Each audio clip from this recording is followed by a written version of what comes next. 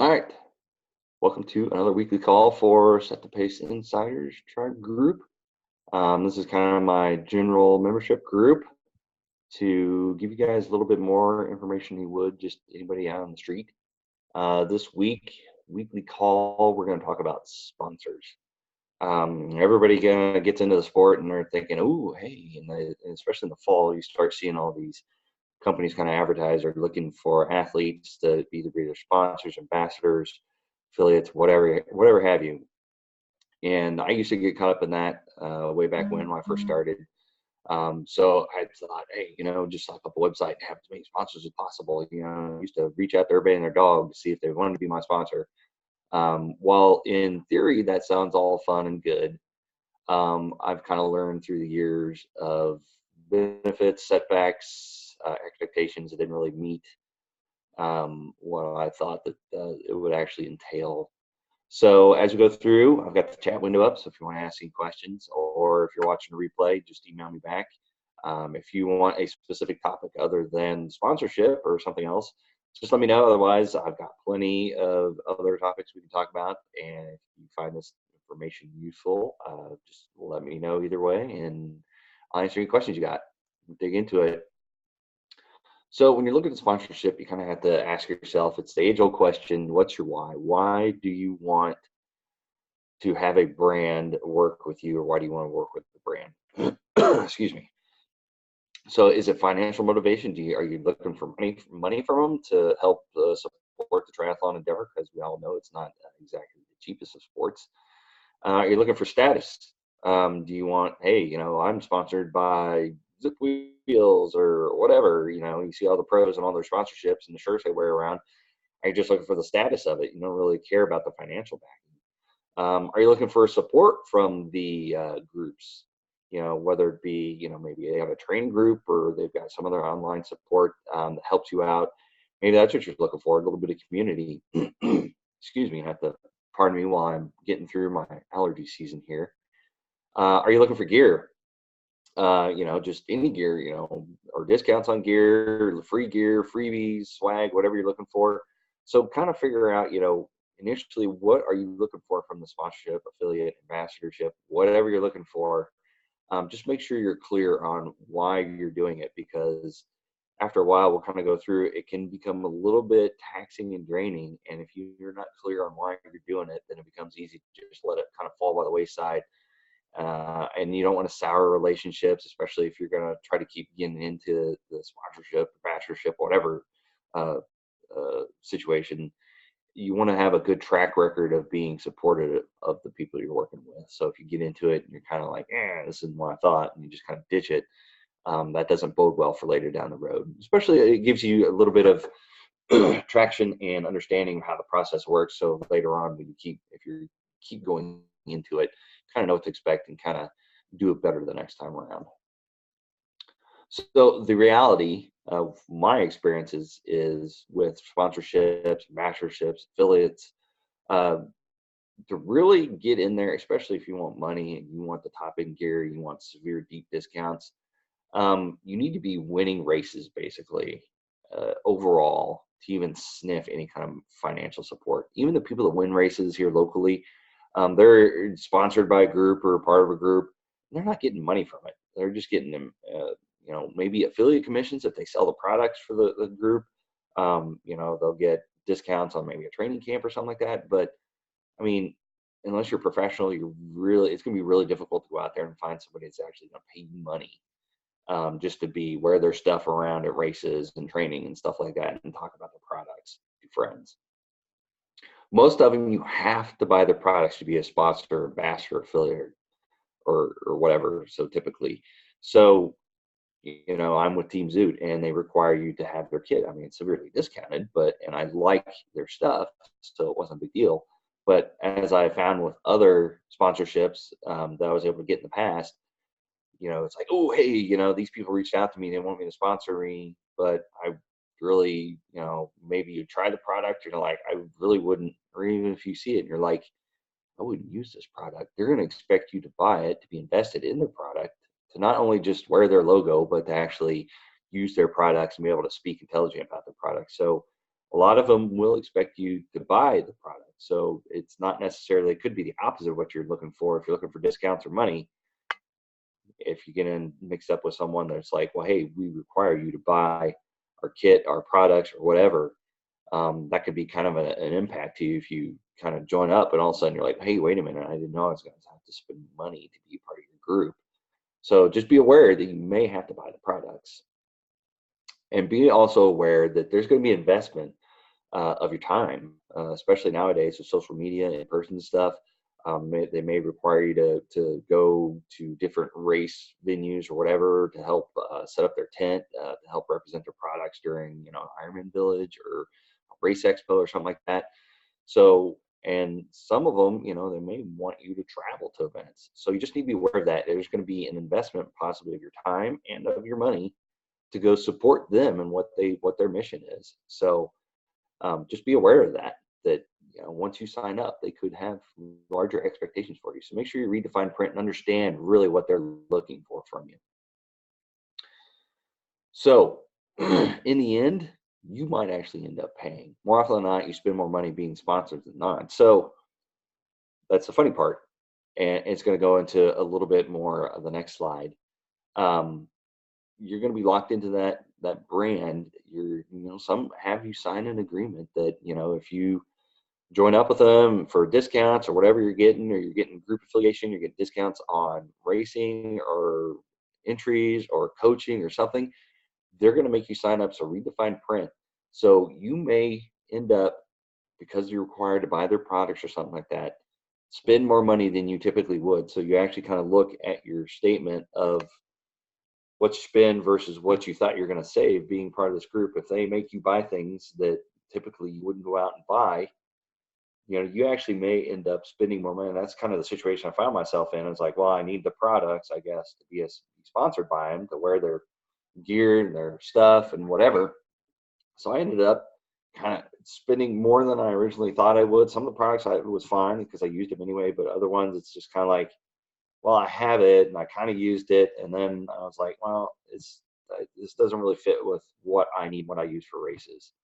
So just be aware, in the end, you can actually kind of spend more money being sponsored or being an ambassador than you actually thought you would be able to save.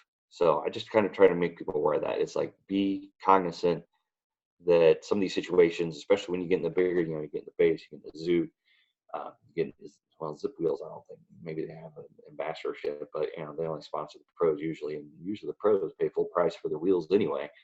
But anybody else you're going with, you are probably going to end up paying more than you save, or you're going to pay when you thought maybe you wouldn't have to spend any more money than you typically would. So just be ready for that. It's not just about getting swag and getting free stuff and just sitting back and wearing logos or posting on your Facebook page. They expect you to kind of interact and buy their products. So just be aware of that. So if you still want in, these are my recommendations when you're going out there. Pick brands you use. That was kind of a mistake I made early on. Is I kind of was a sponsorship, I guess, like a better term, sponsorship work. So I just went out with everybody and anybody who had a sponsorship opportunity and applied. And as long as you had kind of a little bitty website or a blog or something like that, they'd sign you up. Well, then you kind of get going into the rabbit hole of where you got to buy their products, and it's almost like a pyramid scheme. To be an ambassador or sponsor, you have to buy their products, and then you get the privilege of posting their logo everywhere because you bought the products. So it's kind of a catch-22. But if you pick brands you use anyway, then it really won't be a problem. So if you use Xterra wetsuits, you want to be with Xterra, that's fine. If you ride QR bikes, you want to be in with QR, hey, there you go. If you want to be, I'd say Garmin, but if you use Garmin, you want to try to be, some teams have discounts to Garmin. It's like, then there you go. You use the products, because even if you join a team, we'll go over that a little bit later, they expect you to buy the products. They expect you to use them. They expect you to post about them everywhere on social media. So just be aware of what's entailed and make sure you pick brands that you want to use and you actually would talk about. Like if you normally wouldn't talk about it, or if you're actually embarrassed about these brands, then by all means do not waste your time signing up for a sponsorship and talking to them. Just, be selective and be picky. The next point is be authentic.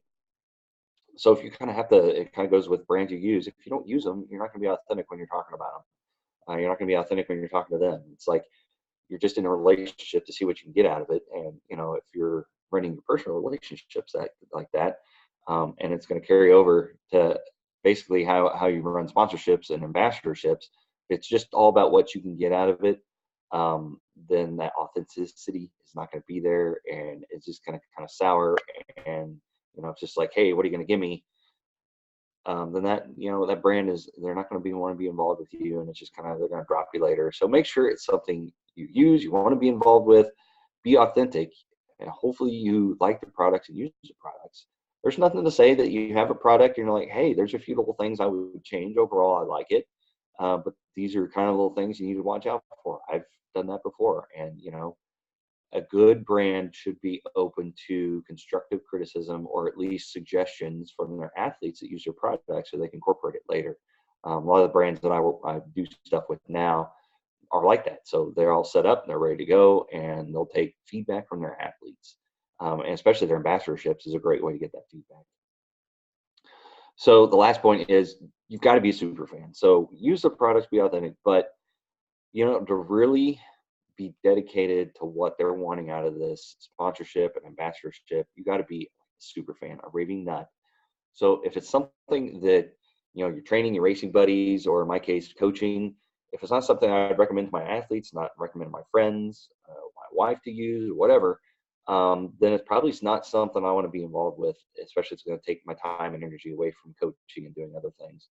So just be a super fan, use the products, and if it's just kind of then before you even start jumping into it, I wouldn't even waste your time, because you're going to get into it, and I'll save you the pain and anguish later. At the end of the day, after a year, you're just kind of like, well, that was kind of a waste of time. I spent all the energy up front, set it up, get the product. I don't really throw about it anyway. I just kind of did some stuff, and it was just kind of So if it's kind of and then you go the next year and you want to work with somebody, all you got to show them from previous ambassador sponsorships is So if they see they're not going to be part of So be authentic, be a super fan, and it will just show through that you're excited about their products, you're excited about a brand, and they will just follow themselves to keep working with you in the future if they're working with you now.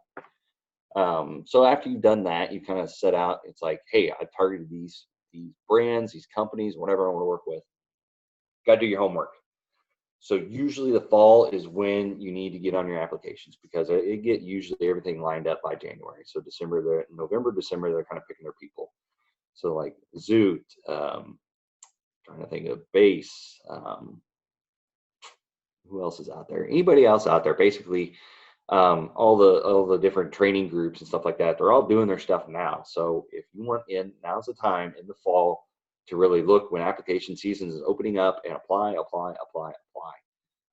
Send out your stuff and just be on top of it. Don't miss the deadlines, because once the deadline's passed, they're going to shut the door and they're not going to talk to you. So no matter how great your stuff is, or how good social media is, how many followers you have, maybe you can crack open the door, but once the application window's shut, they're not going to pay attention to you.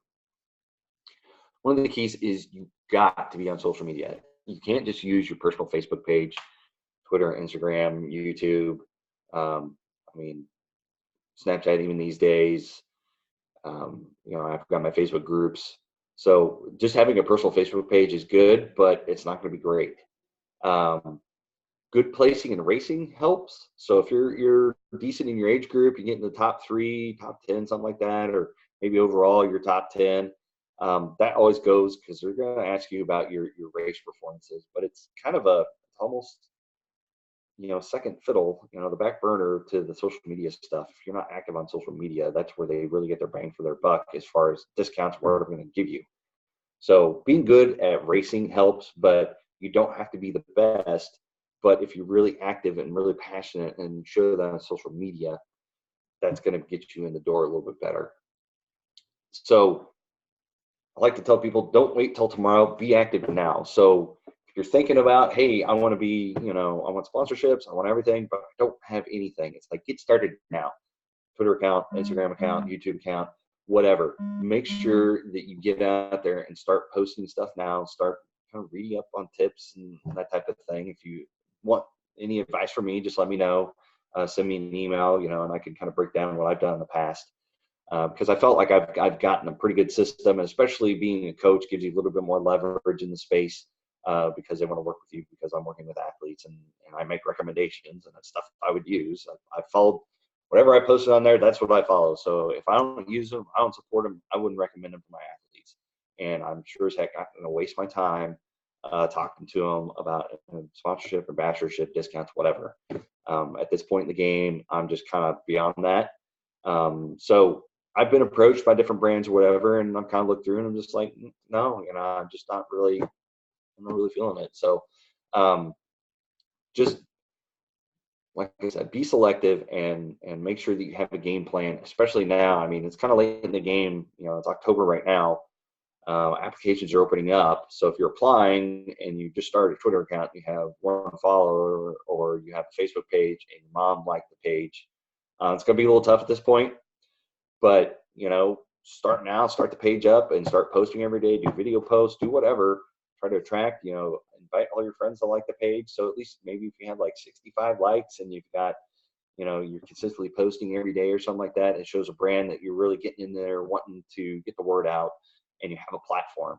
And that's the key, is to have a platform. So make sure that you've got these kind of checklists to be ready. So when those applications open up, and even if you miss the window now, start building that up now, because then next fall, because they do it every year, they're going to open them back up, and they're going to want people that are active, that are people they haven't seen before. And if they get the people that weren't passionate about their brand, they're going to boot them, and they're going to replace them with people that are passionate about their brand and get the word out. So even if you don't get any bites this year, keep after it.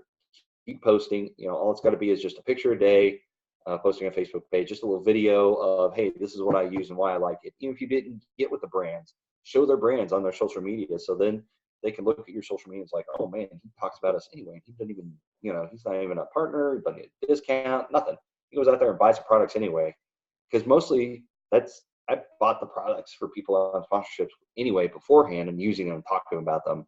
And then it just kind of carries over. And it's nice if I get the sponsorship or whatever, ambassadorship or discount, especially for my athletes, I can pass that on there too. So just don't wait till tomorrow. Start now, even if you have no idea what you're doing. If you want that sponsorship later, and especially the brands you care about, get out there now and start a page, Facebook, Instagram, whatever, YouTube. Start developing your platforms and getting your following. So the next one is plan ahead, and we kind of foreshadowed that. If you get turned down, build your social media and keep applying. It took me, I've applied to different places 3 or 4 times, and it finally, you build up your reputation, and you build up your, the showing companies and brands that you're going to be consistent over time. So if you did it for like 2 or 3 months, and you didn't post for like 2 or 3 months, and you posted a couple months, and you post a lot right before the application opens up, they're going to look at that. They're going to see. They're savvy enough. They're smart enough.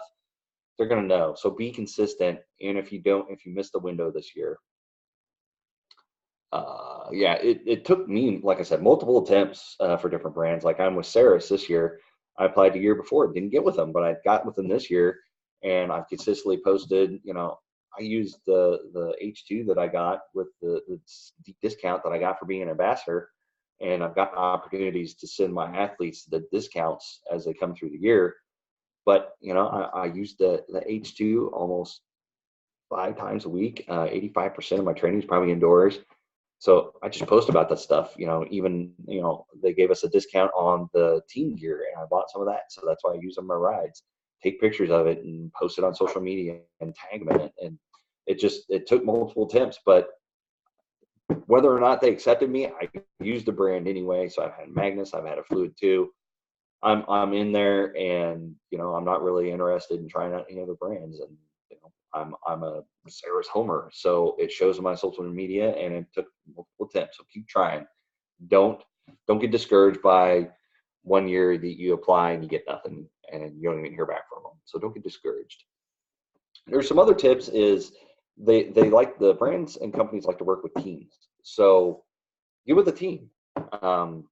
even if it's just a local tri club, usually they've got discounts. You know, Garmin likes to work with tri teams, clothing, coaching companies, other things. They work with teams. So even if you're not getting into, like, you know, like Zoot has their Zoot team and you have to apply to be to it, but some, like I said, your local triathlon group, they've got discounts, and especially like with local stuff, they'll work with local companies to get discounts. So if your favorite pizza shop is working with them, then you get discounts to pizza shops, and it saves you money that way. And really, all you got to do is wear maybe the team gear and be their team functions. So it's a little bit less on you, but you do have to have some sort of presence from the social media to help out a little bit, and it'll give you some traction for later if you want to try it on your own. But you know, personally, with me, with my athletes, and with my members, y'all get access to discounts. So if you've gotten signed up in the membership, you should have access, and I'll show that to you, to get in there and get the discounts. So let me pull up the website to give you an example. So this is Set the Pace. So partners.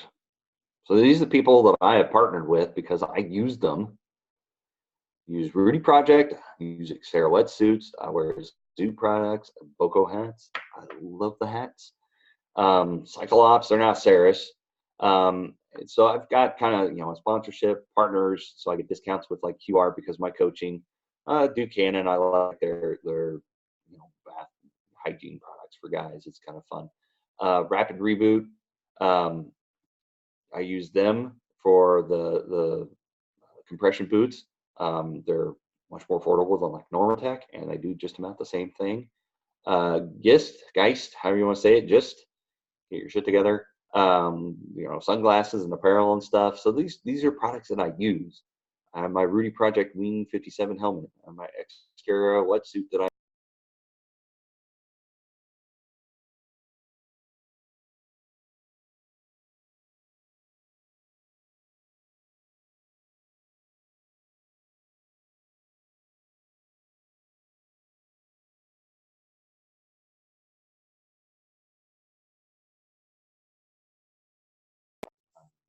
use. But I love their hats. They're very comfortable. I wish I had more heads to wear multiple hats during the day. Cyclops, like I said, I use the trainers all the time, talk about them. QR, I've been writing my QR since 2017. So these are my partners and sponsors. So not only do I get discounts, I get to pass them on to you guys. So if ever, you know, if you're a member, if you're a one-on-one coached athlete, if you're watching this video, basically, send me a message, be like, hey, how do I get in there? And I'll show you, because you should be able to log in as an athlete and get into the page where it has a member discounts. And one-on-one athletes get a little bit higher because you're a little bit more invested with me. Members do get a discount. So before you go out and buy any of this stuff, check with me first to see if there's an opportunity where you can get a discount, especially QR. I mean, excuse me, now's the time, you know, the season to off season, upgrade your gear, get used to anything new. If you get a new bike, helmets, wetsuits, whatever, tri suits, now's the time to get this stuff all lined up. So when you hit training and racing season, you're ready to go. But hit me up if you want to get in with any of those. So like I said, I mean, that's kind of it in a nutshell. You know, there's been no questions in the chat right now, but if you do have any questions, or if you kind of want some more tips or anything, just let me know. Send me a message, message me in one of the groups on Facebook, whatever. You know, this is doing this since 2004, so about 15 years now. And like I said, at first I experienced a little bit of success and then just went crazy, find everything, and had more sponsors I knew what to do with. And it just became a pain because I had to manage all these kind of relationships, products that someone was like using, someone wasn't using, some I didn't really believe in. And then finally, you know, like I said, I just kind of narrowed it down. These are people I work with. You know, it's simple. There's 1, 2, 3, 4, 5, 6, 7, 8, 9 different ones on there. So that's it. 9 different relationships. And, you know, I'm going to go back and revisit these and, you know, probably apply some again and probably not. Some, we'll just see how it works out. But in the end, you know, it's simple. It's 9 relationships I have to work with, 9 different contact points. and it keeps it simple. And this is stuff I use, stuff I love, and I would recommend it to my athletes the whole time. So, and twice on Sundays. So that's it for now for your weekly call about looking at sponsorships. So if you want in there and you want sponsorships, kind of you can give a little bit of groundwork how to do it on your own. If you want discounts to any of the products that I'm with, just let me know. You've got them. You're a member or you're one-on-one athlete, and you automatically get access to that kind of stuff. So just let me know. That's it for now. That was all I had to talk about. I've rambled on long enough. There's no questions in the chat window.